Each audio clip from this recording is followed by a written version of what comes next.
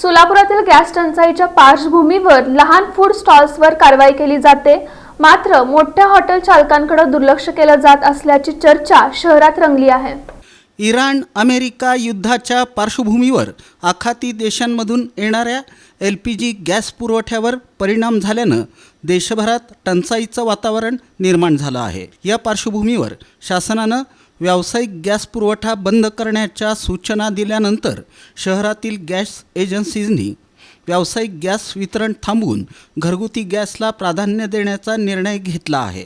मात्र असं असतानाही सोलापुरातील घरगुती गॅस ग्राहकांची गैरसोय कमी झालेली नाही।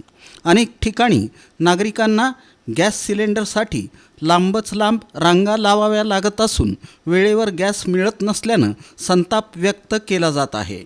दरम्यान पुरवठा विभागाकडून गेल्या 10 दिवसात केवळ एकदाच कारवाई करण्यात आली।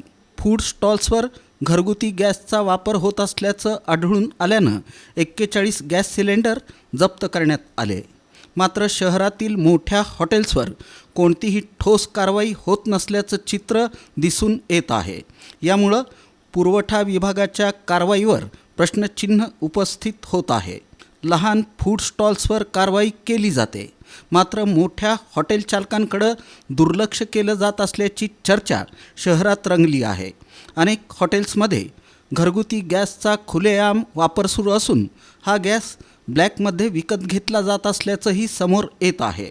दुसरीकडे सर्वसामान्य नागरिकांना मात्र गॅससाठी प्रतीक्षा करावी लागत असून काही ठिकाणी गॅस सिलेंडर जास्त दरानं विकले जात असल्याच्या तक्रारी वाढत आहे। यावरून पुरवठा विभागाची कारवाई केवळ दिखाऊ असल्याचा आरोप नागरिकांकडून केला जात आहे।